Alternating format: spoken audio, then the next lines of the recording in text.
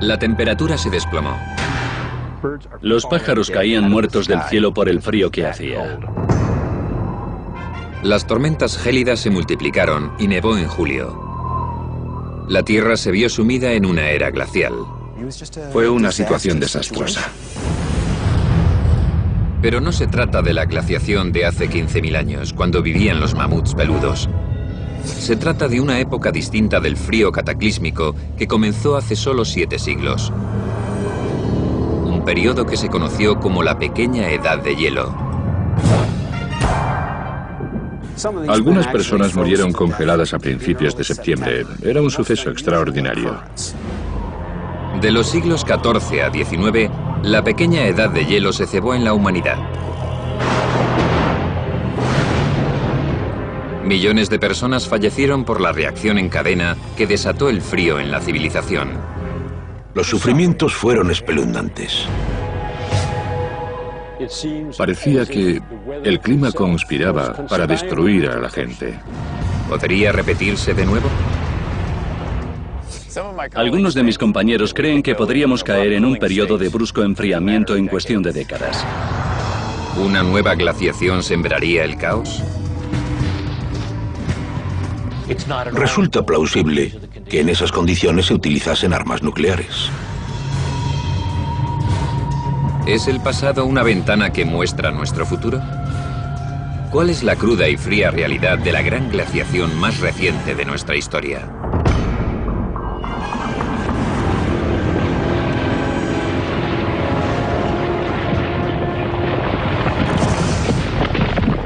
La Pequeña Edad de Hielo.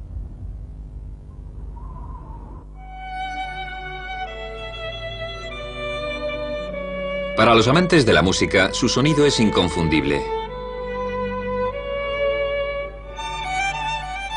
No hay nada más dulce para el oído que un Stradivarius.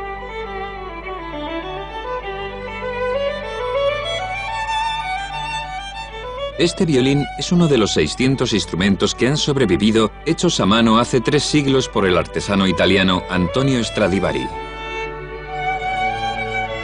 Son famosos en el mundo entero por su exquisito sonido.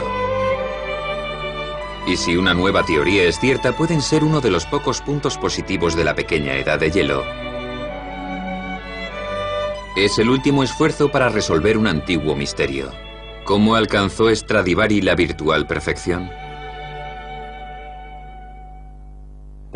Existen muchas teorías e hipótesis sobre las cualidades tonales superiores de sus instrumentos.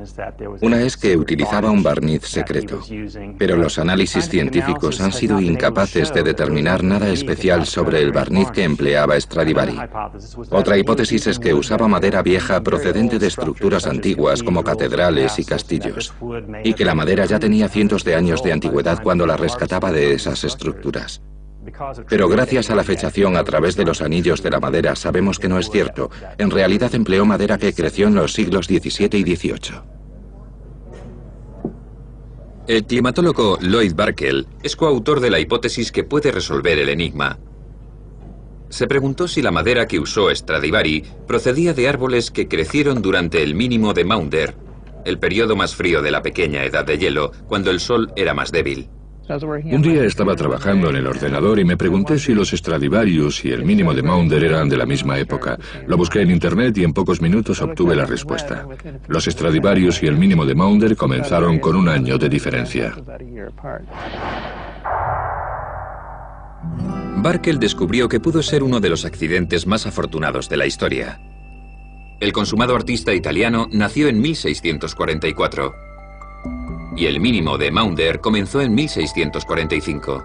El cenit de la habilidad de Stradivari coincidió con un breve e inusual periodo climático que produjo una madera única y más densa con propiedades acústicas ideales. Para desarrollar su teoría, Barkell contactó con el experto en anillos de la madera, Henry Grisino Mayer, de la Universidad de Tennessee. La primera vez que me contactó el Dr. Barkell pensé que cómo no se le había ocurrido a nadie antes. Me pareció que podía ser verdad, tenía mucho sentido. Los árboles, como las muestras de sedimento o de hielo, conservan valiosos datos climáticos. En periodos más cálidos, los árboles crecen más deprisa y añaden anillos más gruesos. En los años más frescos, el crecimiento es más lento y los anillos son más finos. Si la teoría de Barkel es cierta, los árboles de la época de Stradivari poseían algo más que información sobre el gélido clima. Obtuve datos de anillos de árboles de los Alpes en Europa. Luego analizamos esos datos y acabamos descubriendo que en la pequeña edad de hielo y sobre todo durante el mínimo de Maunder, los árboles crecieron especialmente despacio. De hecho, registraron el crecimiento más lento de los últimos 500, 600 o incluso 700 años. La madera de los árboles que crecen tan despacio tiene una densidad muy distinta de la de los árboles que crecen deprisa. Y hay que tener en cuenta que la resonancia de la madera depende de la menor anchura de sus anillos, de la anchura de las celdas que forman los anillos individuales, que en realidad actúan como cámaras de sonido. Esto apoyaría la hipótesis de que la menor anchura de los anillos contribuyó a la superior calidad del sonido de los instrumentos musicales fabricados en esa época. Barkel y Grisino Mayer creen que los Stradivarius deben su magia no solo a la época donde creció la madera, sino también al lugar. Los árboles de los Alpes italianos estaban enraizados en el suelo pobre a gran altitud, condiciones que fomentaban un crecimiento lento y denso incluso bajo un sol normal. La madera de los troncos de los árboles con los que Stradivari fabricó sus violines podía tener propiedades de resonancia superiores que se vieron realzadas por el mínimo de Maunder.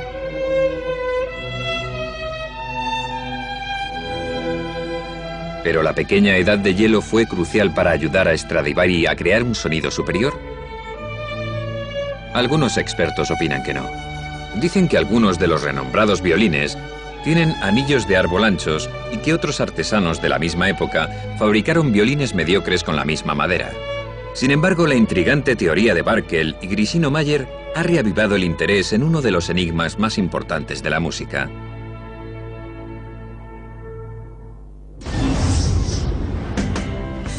Pero los amantes de la música no son los únicos que pueden estar en deuda con la pequeña edad de hielo.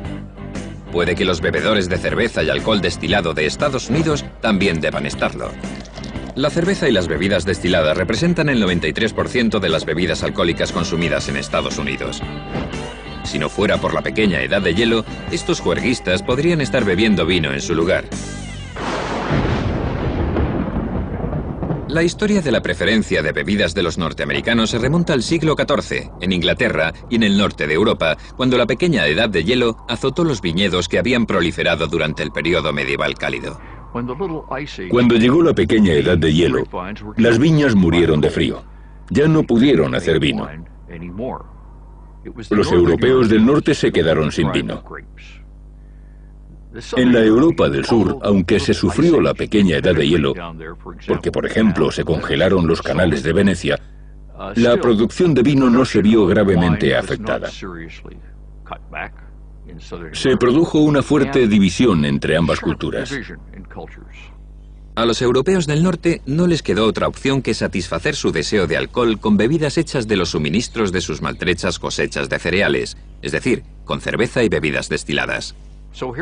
En el siglo XVII comenzó la inmigración a Norteamérica, y los inmigrantes no procedían del sur de Europa. Casi no hubo inmigración de la cuenca mediterránea, procedía toda del norte. Vinieron ingleses, holandeses, suecos, vinieron alemanes, polacos, irlandeses, escoceses. Eran pueblos que llevaban 200 años viviendo sin vino. Y la cultura que trajeron consigo era la de tomar cerveza y bebidas destiladas. Y la tradición continuó así. A los colonos norteamericanos les gustaba mucho la cerveza, aunque también el vino que se importaba de Europa. Pero su verdadera pasión era la cerveza y las bebidas destiladas. Los padres fundadores de Estados Unidos tipificaban las preferencias de la nación. Thomas Jefferson fabricaba cerveza en su finca de Monticello. Y George Washington era el mayor destilador de whisky de centeno del país.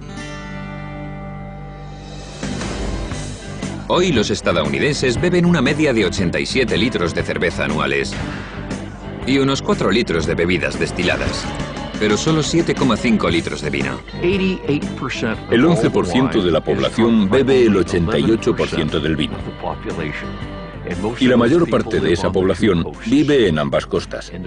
Pero el resto del país es básicamente una nación cervecera y de bebidas destiladas. Puede que la pequeña edad de hielo sea historia, pero sus efectos han sobrevivido a los siglos de las formas más insospechadas porque somos el producto de nuestro clima.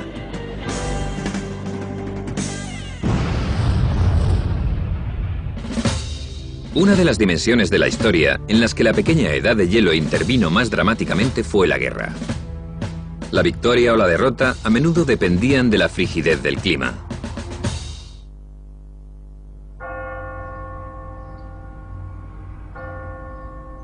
En 2001, en Vilna, la capital de Lituania, un equipo de construcción efectuó un siniestro hallazgo. Las excavadoras desenterraron 3.000 esqueletos en lo que parecía ser una fosa común.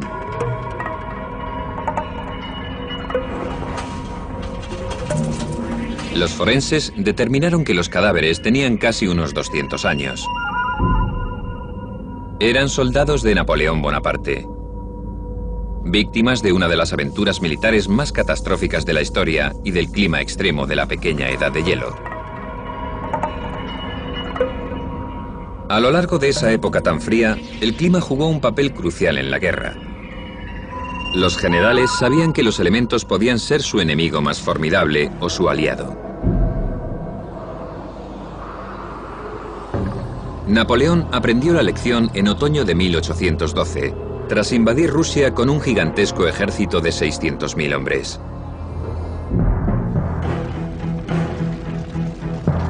Aunque conquistó Moscú, no pudo destruir al ejército ruso ni obligar al zar a rendirse. 3/4 partes de los hombres de Napoleón habían muerto de hambre en las estepas rusas, que ya eran estériles antes de la pequeña edad de hielo. Cuando Napoleón ordenó a los 130.000 soldados supervivientes que se retiraran de vuelta a casa, el gélido clima empeoró y se convirtió en una pesadilla. La temperatura se desplomó de repente. Alcanzó los 30 grados bajo cero, según Caulaincourt, que formaba parte del Estado Mayor de Napoleón. Los cristales de nieve flotaban en el aire, porque la humedad del aire estaba congelada. Y la densidad del aire era tal que los copos de nieve no caían, flotaban en el aire mientras el ejército marchaba. Era como un mundo onírico, algo que nunca habían visto antes. Las tropas exhaustas y muertas de hambre de Napoleón comenzaron a morir a miles. Muchos cedieron al sueño y murieron congelados mientras dormían. Y los soldados que sobrevivían al frío extremo morían de hambre.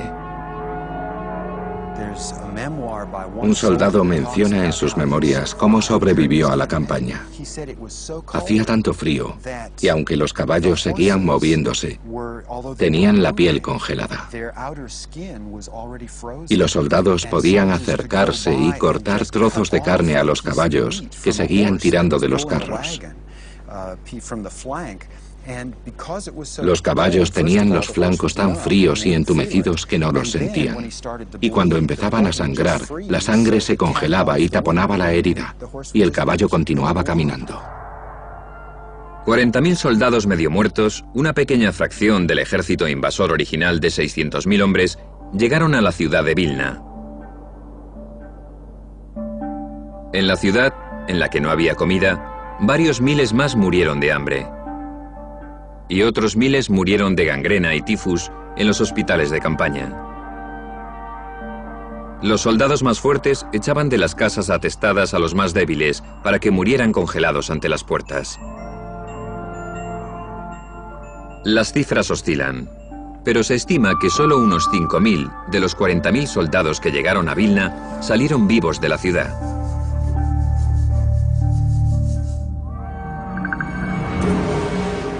Napoleón no fue el único invasor que no supo tener en cuenta el clima impredecible de la pequeña edad de hielo. En 1588, la malograda Armada Invencible intentó invadir Inglaterra. Los 130 barcos de la Guerra de la Armada se enfrentaron a 197 barcos ingleses en el Canal de la Mancha. La Armada tenía cañones más potentes, pero los ingleses tenían barcos más maniobrables. 5 días después, la batalla estaba empatada. Entonces los ingleses lanzaron 6 barcos en llamas contra la Armada y dispersaron la flota. La Armada se retiró, pero se encontró con que los ingleses bloqueaban la ruta de vuelta a España. La única opción realista que les quedó fue rodear las islas británicas y regresar a España para lanzar una segunda invasión en 1589. En ese momento, los españoles solo habían perdido 6 o 7 barcos, como mucho, de los 130 que tenían. Era una opción completamente posible. Pero el viaje de regreso fue una odisea de proporciones trágicas. La Armada Invencible se encontró con 2 fuertes sistemas de bajas presiones. Y en el Canal de la Mancha, los sistemas de bajas presiones pueden ser muy extremos. Los vientos eran de fuerza huracanada. Se enfrentaron a olas de entre 7 y 10 metros, olas como montañas. Y para colmo de males, la temperatura se desplomó. Cayó bajo cero, aunque solo era a principios de septiembre. Algunos hombres murieron congelados a principios de septiembre. Era un suceso extraordinario. La mar arbolada barría a los españoles de la cubierta y los arrojaba a las aguas heladas del Mar del Norte. Un barco tras otro se estrelló en las costas rocosas de Escocia e Irlanda. Cientos de cadáveres quedaron varados en las playas. En total, murieron 21.000 españoles. La tormenta destruyó 56 barcos de la Armada. Y la mayor parte de los que consiguieron regresar a España estaban en tan mal estado que fueron desmantelados para aprovechar la madera. Para Inglaterra, la derrota de la Armada Invencible fue un gran triunfo que se conmemora desde entonces. Sin embargo, casi todas las pérdidas españolas se debieron al mal tiempo, y los ingleses lo saben. En una de las medallas que se acuñaron para conmemorar la victoria, la reina Isabel inscribió lo siguiente: Dios sopló y dispersó al enemigo. 2 siglos después, la pequeña edad de hielo volvería a jugar un papel clave en el resultado de una batalla histórica. En 1776, casi 6 meses después de que las colonias norteamericanas proclamasen su independencia, su causa estaba a punto de fracasar. George Washington y su maltrecho ejército continental habían perdido Nueva York a manos británicas y habían huido a Pensilvania. Parecía que la revolución iba a fracasar. Washington sabía que si no conseguía una victoria dramática antes de fin de año, había muchas posibilidades de que su ejército se derritiera como la nieve en primavera. En Nochevieja, Washington ordenó un ataque sorpresa desde el otro lado del río Delaware contra los mercenarios de Hesse británicos de Trenton, en Nueva Jersey. Pero la pequeña edad de hielo amenazó con destruir sus posibilidades de victoria. A lo largo de la pequeña edad de hielo, a diferencia de ahora, el río Delaware se congelaba a menudo. Según los historiadores, el famoso cuadro de Emmanuel Leutze refleja la realidad. Excepcionalmente, esa imagen romántica resulta ser cierta. En aquella época el río Delaware se congelaba. Tenía trozos de hielo flotando. Es algo que ahora casi nunca ocurre. Ahora en esa latitud nunca hace tanto frío para que el río Delaware se congele en Navidad. El cuadro de Lutz refleja la realidad, porque representa el hielo como una amenaza física. Algunos soldados informaron de que se había formado hielo en los cascos de los barcos. Hacía tanto frío que el hielo se pegaba a los cascos. El resultado fue que el hielo del río estuvo a punto de hacer fracasar la expedición. Los estadounidenses tardaron 9 largas horas en cruzar el río. Washington creyó que el retraso arruinaría su estrategia de sorprender al enemigo.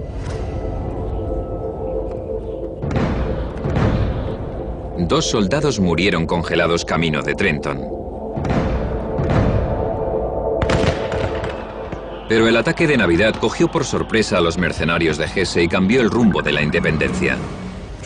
Las tropas de George Washington ganaron la batalla de Trenton porque ganaron la guerra contra el clima.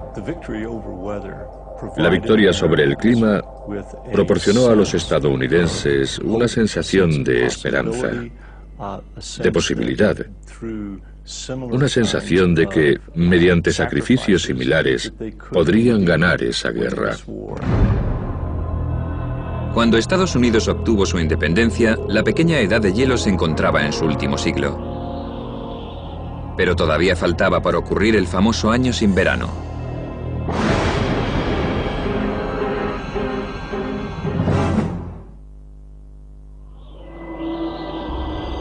En 1815 la pequeña edad de hielo se encontraba en su quinto siglo. James Madison era el presidente de Estados Unidos. El Congreso se estaba preparando para admitir a Indiana como 19º estado de la nación. Y Andrew Jackson condujo a 4.000 leñadores a la victoria contra Gran Bretaña en la batalla de Nueva Orleans. Fue el colofón de la guerra de 1812. 1815 también presenció uno de los desastres naturales más espectaculares de la Tierra.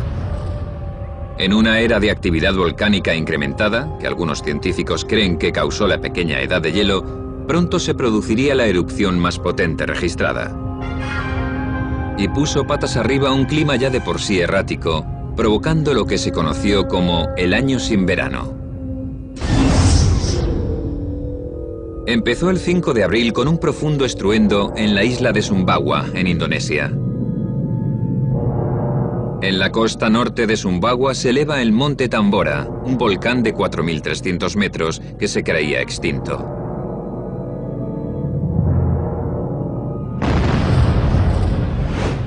El 11 de abril, el monte Tambora estalló. Los 1.100 metros de la parte superior del volcán salieron disparados hacia el cielo y lanzaron 160 kilómetros cúbicos de escombros a la atmósfera.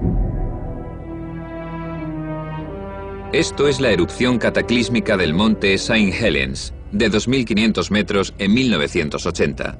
El Tambora produjo 100 veces más ceniza. Estamos hablando de algo que hace que la erupción del monte St. Helens en 1980 parezca un simple petardo. En unos instantes murieron los 70.000 habitantes de la isla y las islas vecinas, y la cifra se incrementó a 90.000 poco después. Una gran cantidad de ceniza fue lanzada a la atmósfera, a una altura muy superior al nivel donde se forma el clima, a unos 25 kilómetros de alto. La potencia explosiva de un volcán no es lo que influye sobre el cambio del clima, es la cantidad de azufre que lanza a la estratosfera. El gas de dióxido de azufre reacciona con el vapor de agua y forma pequeñas gotas de ácido sulfúrico que reflejan la luz del sol y la reenvían al espacio refrescando la superficie de la Tierra. Pasaron meses antes de que los efectos de la erupción del monte Tambora se sintieran sobre el clima de la Tierra. La primera señal extraña de que algo pasaba en la atmósfera fue la nevada que se produjo en el invierno de 1815 a 1816. En Hungría, un lugar donde suele nevar, se fijaron en que la nieve era marrón y les pareció muy raro. Y en Apulia, al sur de Italia, donde no suele nevar, cayó nieve roja. La nieve de colores fue el peculiar resultado de la mezcla de las cenizas del Tambora con el vapor de agua de lo alto de la atmósfera terrestre. Cuando llegó el verano de 1816, el pleno impacto de la erupción de Tambora se hizo sentir entre los desprevenidos europeos. Existen relatos de una niebla polvorienta que flotaba en el cielo un día tras otro y de una lluvia fría y monótona. Hacía el tiempo más desapacible posible, pero era verano. Fue lo que pasó en el norte de Europa. En 1816, los europeos todavía se estaban recuperando de las guerras napoleónicas y dependían de unos recursos agrícolas limitados. El clima ártico arrasó las cosechas del continente. Las masas comenzaron a morir de hambre. Los que sobrevivieron estaban mucho más debilitados por la falta de comida y las enfermedades se propagaron. Hubo un gran brote de tifus que asoló Irlanda. 100.000 personas murieron de tifus y todo está directamente relacionado con el año sin verano.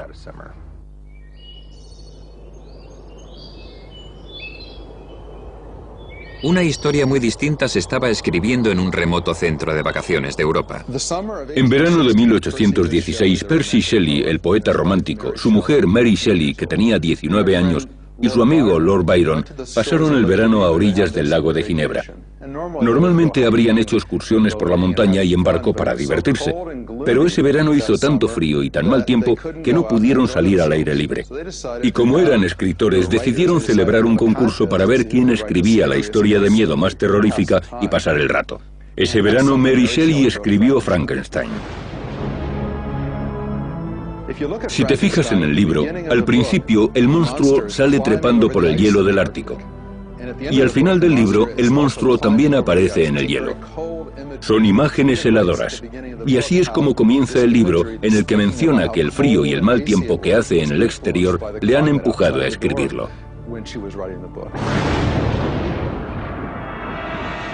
El verano gélido europeo se prolongó y desató hambre y epidemias.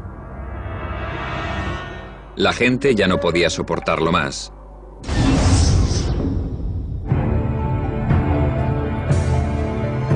En Francia, la muchedumbre atacaba los cargamentos de cereales camino del mercado. En Inglaterra, los muertos de hambre llevaban carteles que decían pan o sangre y saqueaban una ciudad tras otra. En Suiza, los aldeanos desesperados confiscaban los cargamentos de cereal de Rusia en la frontera. Los gobiernos europeos no estaban equipados para proporcionar la comida y la asistencia que exigía la gente. Decenas de miles de personas murieron de hambre. Muchos huyeron de Europa con la esperanza de rehacer su vida en América. Al otro lado del Atlántico, sin embargo, la gélida influencia del Tambora también se había cernido con ferocidad sobre Estados Unidos. En junio, 14 meses después de la erupción, los cielos de Nueva Inglaterra se tornaron fríos como el hielo. Las temperaturas cayeron bajo cero y nevó durante 5 días en todo el nordeste. La gente se quedó abrumada. Normalmente nunca nevaba en junio. Había tormentas de lluvia, pero nunca nieve. La gente se quedó impresionada y escribió en sus diarios lo raro que era el tiempo que hacía. Siguió nevando esporádicamente durante julio y agosto. En los lagos de Vermont se formó hielo. Témpanos de 30 centímetros colgaban de los aleros de las casas y cientos de ovejas recién esquiladas murieron de frío. Cada ola de frío destruyó cientos de cosechas. El 75% del maíz de Estados Unidos quedó destruido. En todo el nordeste se produjo escasez de comida y los precios de los productos agrícolas se dispararon. Los pájaros caían muertos del cielo por el frío que hacía. Fue devastador para los granjeros. No pudieron recuperarse de ello. Era algo inaudito. La gente empezó a decir que ese año era el 1810 y muertos de frío, o el año sin verano. En Europa, el año sin verano empujó a los gobiernos a desarrollar políticas de asistencia en casos de emergencia. En Estados Unidos sirvió para crecer hacia el oeste. En el verano de 1816 las cosas estaban tan mal en Nueva Inglaterra que mucha gente acabó rindiéndose. Emigraron desde Nueva Inglaterra hacia el oeste. Y no tenían ni idea de que se veían forzados a ello porque un año y medio antes un volcán había entrado en erupción en la otra punta del mundo. 4 décadas después del año sin verano, hacia 1850, la pequeña edad de hielo finalizó abruptamente. El cambio dramático tuvo lugar a lo largo de tan solo una década. Los científicos no están de acuerdo sobre la fuerza de la naturaleza responsable. Del mismo modo que la pequeña edad de hielo comenzó básicamente por la reducción de la cantidad de radiación que recibía la Tierra del Sol,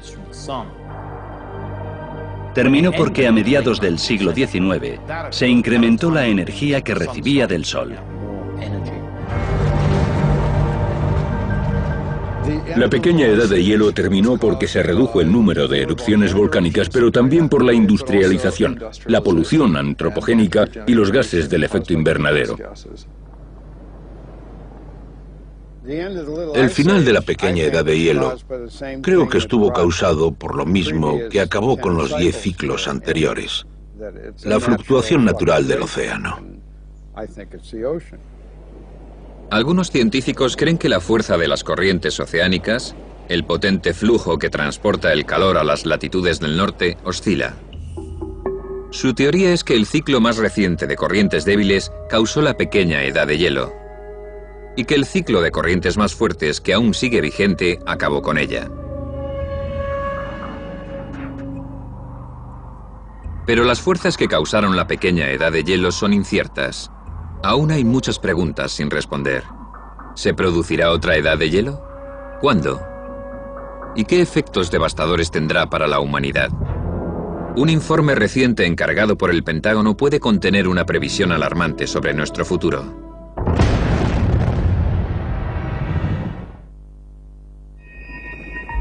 Han pasado 150 años desde el final de la pequeña edad de hielo. Tanto el clima como la humanidad se han transformado. El mundo frío y agrícola de 1.000 millones de habitantes es ahora un planeta cálido e industrial con más de 6.000 millones de personas. Las temperaturas globales están ascendiendo más rápido que en los últimos 1000 años.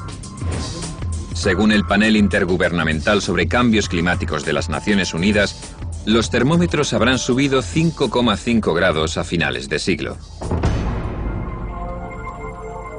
Casi todos los climatólogos están de acuerdo en que el rápido calentamiento actual es obra del hombre. Décadas de combustión de carbón, gas y petróleo han sobrecargado la atmósfera con dióxido de carbono.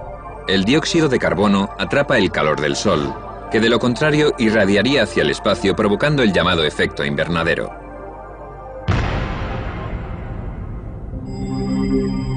Las consecuencias del continuo calentamiento global aún son inciertas.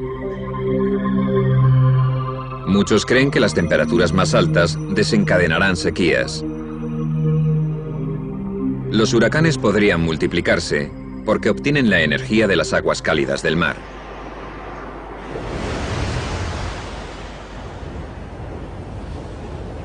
Y podrían aumentar las inundaciones debido a la subida del nivel del mar, causada por el deshielo de los casquetes polares. Pero por catastróficas que parezcan estas situaciones, algunos científicos creen que el calentamiento global podría producir el efecto más desastroso de todos, una edad de hielo. Su teoría es que el proceso que pudo causar la pequeña edad de hielo se está repitiendo ahora. Creen que el calor está derritiendo el hielo ártico, inundando el Atlántico Norte de agua dulce, lo que amenaza con detener la corriente oceánica que calienta la Tierra. En el clima existe una paradoja, que el calentamiento puede conducir al frío. Si continuamos calentando la Tierra como de costumbre, si no refrescamos lo suficiente la superficie del Atlántico, podemos precipitar el cambio climático, algo que ya ocurrió durante la pequeña edad de hielo. Esta tendencia al enfriamiento podemos considerarla como un paseo hacia un acantilado en la niebla. No sabemos exactamente hacia dónde vamos. No sabemos dónde está el borde del acantilado. Y algunos de mis compañeros creen que podríamos entrar en una era de brusco enfriamiento en cuestión de décadas. Esta teoría reciente supone un nuevo giro sobre las posibles consecuencias del calentamiento global, pero muchos científicos la rechazan. No estoy de acuerdo con los climatólogos que dicen que el calentamiento global podría desatar una nueva pequeña edad de hielo. No creo que la circulación termohalina vaya a ralentizarse drásticamente en el próximo siglo. Y también creo que aunque lo hiciese, su impacto sobre la temperatura de Europa Occidental y el Atlántico Norte sería relativamente modesto. El calentamiento que producen los crecientes gases invernadero de la atmósfera contrarrestaría con creces cualquier enfriamiento. Y al final, la región se calentaría, no se enfriaría. Mientras la comunidad científica debate el tema, surge otra cuestión inquietante. ¿Qué consecuencias tendría un brusco enfriamiento del clima sobre la civilización del siglo XXI? Si nos fijamos en lo que ha pasado en los últimos 2 siglos, el desarrollo tanto de este país como global está relacionado con el contexto del clima natural en que la gente se ha acostumbrado a vivir. En otras palabras, todos tenemos ciertas expectativas sobre los inviernos y los veranos y sobre lo que es el clima medio. Alguien me dijo una vez que no son las caídas las que te matan, sino el cambio repentino de dirección. El proceso de que te arrojen a un lado u otro distinto del que estás acostumbrado. Es ese cambio en la adaptación el que causa el caos cultural. Si la pequeña edad de hielo nos ha enseñado algo, es que los cambios dramáticos de las pautas climáticas tienen increíbles efectos negativos sobre la población humana. Podríamos enfrentarnos a condiciones que emularían los horrores que sufrió Europa en la pequeña edad de hielo. Si se produjera una edad de hielo en el siglo XXI, nuestra sociedad dependiente de la tecnología, hipotecada por recursos mal distribuidos, ¿sería tan vulnerable como el mundo de nuestros antepasados? En 2003 el Pentágono encargó a los expertos en el futuro, Peter Schwartz y Doug Randall, que predijeran las posibles consecuencias. Su informe no es una previsión, sino una descripción de la peor situación posible diseñada para ayudar a los líderes del gobierno a formular estrategias para superar cualquier crisis futura. Hay que evaluar la probabilidad de esa situación en un orden del 1 o 2%. Es esa clase de probabilidad. No es el 10%, ni el 20%, ni el 50%. No es inevitable en absoluto, pero es una probabilidad real. La previsión del futuro del Pentágono se basa en un incidente climático real del pasado. Hace 8.200 años, la temperatura bajó 5 grados durante un siglo. El brusco enfriamiento fue pequeño comparado con el de la edad de hielo de hace 15.000 años, pero más severo que el de la pequeña edad de hielo. Y la previsión del Pentágono comienza sumergiendo a la humanidad en ese mismo entorno gélido. En una sola década, las naciones se quedarían sin comida, agua y recursos energéticos vitales para la supervivencia.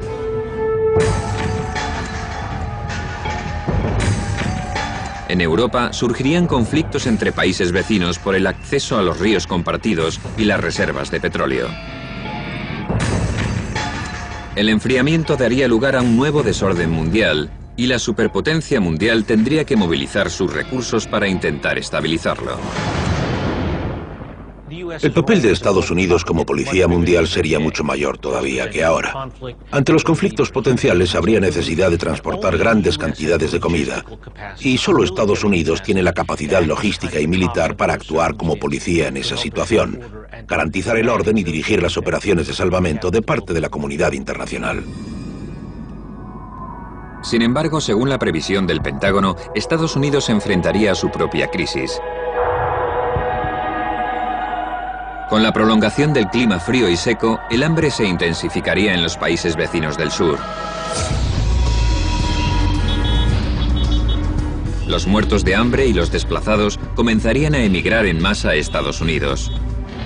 Hay que imaginarse que llegarían decenas de miles, cientos de miles e incluso millones de refugiados de la zona del Caribe y de Centroamérica.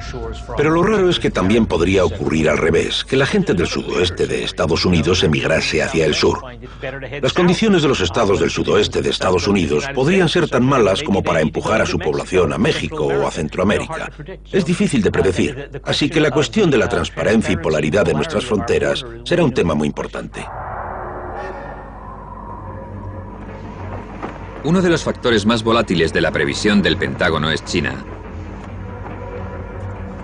Allí el frío podría desatar hambrunas que matarían a millones de personas y agotaría el suministro de energía de la nación. Se produciría una guerra civil en el país más poblado de la Tierra. Al mismo tiempo, el ejército chino amenazaría con invadir Rusia para apoderarse de sus ricas reservas de gas natural. Y su armada se enfrentaría a la marina estadounidense en el Golfo Pérsico para acceder al petróleo de Arabia Saudí.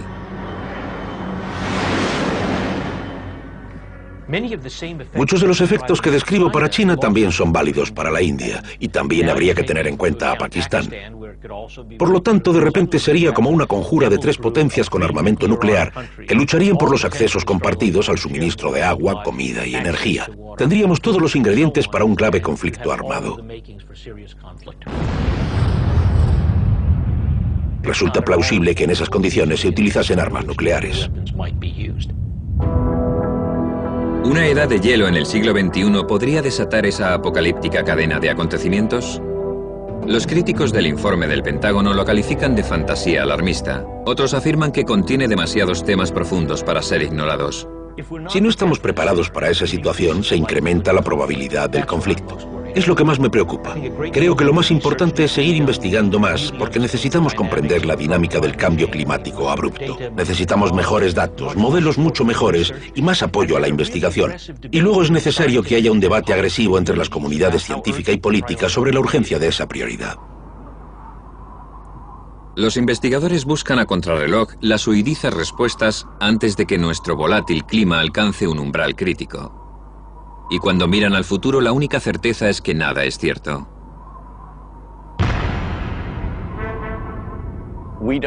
No sabemos si en el Atlántico Norte se producirá un gran calentamiento o un enfriamiento. Los modelos contienen muchas incertidumbres. La incertidumbre del tema del clima es tremenda. Y nos conviene ser mucho más precavidos con cómo tratamos el sistema climático de nuestro planeta. Cuando consideramos lo que pasará en el futuro como resultado de los incrementos de las emisiones de gases invernadero, en realidad no sabemos lo que va a pasar. Es como golpear una campana con un martillo muy pequeño, que sería la pequeña edad de hielo. Y ahora estamos con un mazo enorme en la mano, preparados para golpear la campana pensando cómo sonará. El clima está ligado a una bestia furiosa enorme, y nosotros la estamos azuzando con un palo. La verdad es que creo que no hay nadie que sepa cuándo vamos a cruzar ese umbral. Y me pregunto, ¿cuánto tiempo estaremos dispuestos a jugar a este juego con el sistema climático? ¿Cuánto riesgo estamos dispuestos a asumir? Hace no tanto, la pequeña edad de hielo obligó a la civilización a cruzar un umbral con consecuencias devastadoras.